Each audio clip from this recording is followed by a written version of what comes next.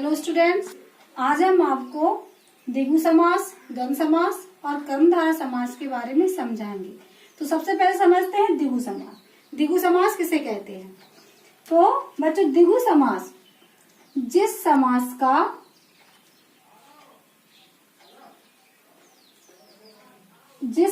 का प्रथम पद संख्यावाची विशेषण होता है, जो हमें संख्या का बोध कराता है। जिस समास का प्रथम पद संख्यावाची विशेषण होता है। क्या होता है? संख्यावाची विशेषण। संख्यावाची विशेषण होता है,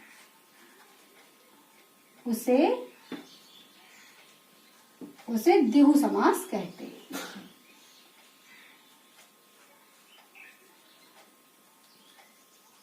उसे द्विगु समास कहते हैं। द्विगु समास दो प्रकार के होते हैं। द्विगु समास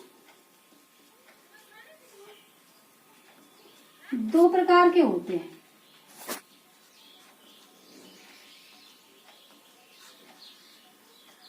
पहला समाहार द्विगु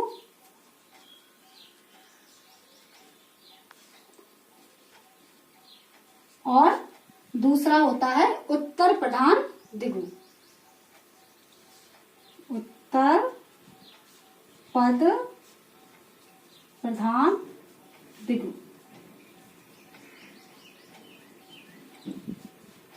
जैसे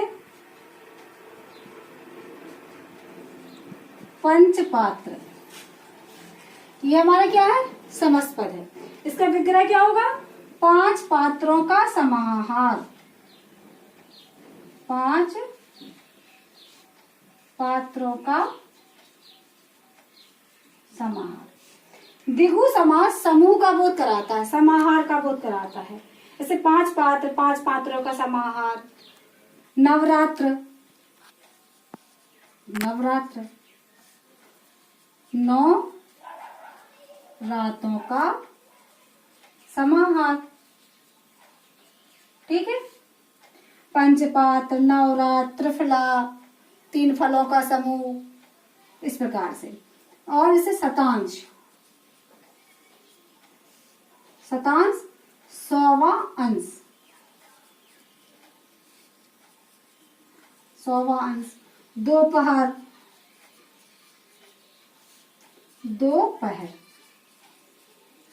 ये जो आपके ऊपर के जो समास है, ये आपके हैं समाहार द्विगु के अंतर्गत।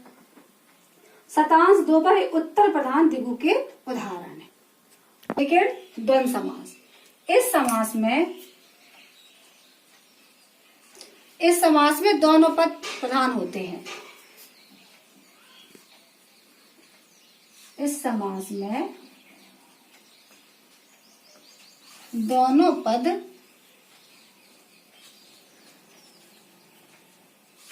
प्रधान होते हैं।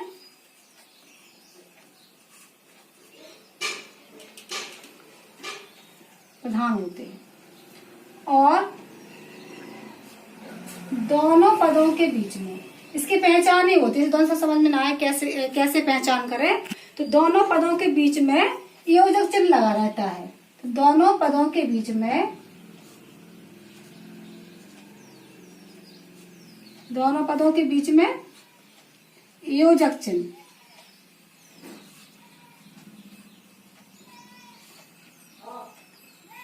योजक चिन्ह लगा रहता है। योजक चिन्ह किसे कहते हैं? दो पदों को जोड़ने वाला चिन्ह, दो पदों के बीच में लगने वाला चिन्ह, उसे योजक चिन्ह कहा जाता है। इस समास के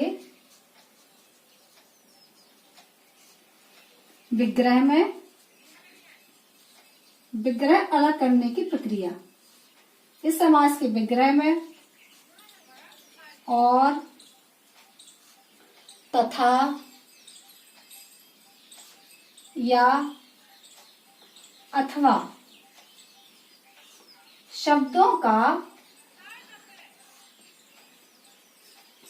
का प्रयोग किया जाता है। प्रयोग किया जाता है। ठीक है, दोनों पद प्रधान होते हैं, दोनों पदों के बीच में ये चिन्ह लगा रहता है, दो पदों को जोड़ने वाला चिन्ह। और जब विग्रह करते हैं तो और, तथा, या, अथवा जैसे शब्दों का प्रयोग किया जाता है। जैसे दिन रात, दिन और रात, माता पिता, माता और पिता। कभी कभी ये चिन्ह नहीं भी लगा रहता है, जैसे सत्या, सत्य, धर्मा, धर्म। लेकिन जब इनका हम विग्रह करेंगे तो क्या होगा? सत्य और असत्य, धर्म और अधर्म। सत्य और असत्य। ये जो शब्द बना है ये दीर्घ संधि के अनुसार बना है। धर्माधर्म, धर्म और अधर्म। तीसरा कर्मधारय समास। तीसरा कर्मधारय समास। कर्मधारय समास। कर्मधारय समास में क्या होता है? इस समास में प्रथम पद विशेषण और द्वितीय पद विशेष होता है।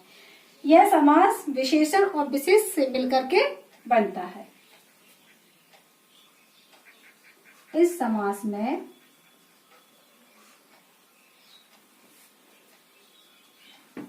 प्रथम पद विशेषण तथा द्वितीय पद विशेष होता है। प्रथम पद विशेषण और द्वितीय पद विशेष होता है। विशेषण किसे कहते हैं? संज्ञा और सर्वनाम की विशेषता बताने वाले शब्दों को विशेषण कहते हैं। ठीक है, जैसे पीत वसन, पीला वसन। नीलकमल,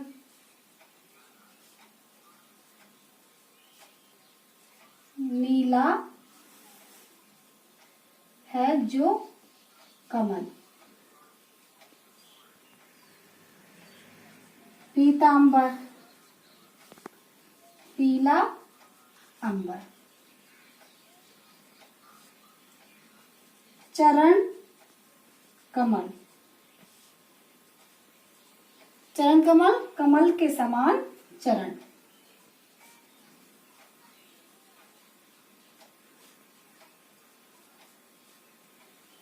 ठीक है बच्चों, आज हमने आपको द्विगु, द्वंद्व और कर्मधारय समास के बारे में समझाया है। अपने नेक्स्ट वीडियो में हम आपको बहुब्रीहि और तत्पुरुष समास के बारे में समझाएंगे।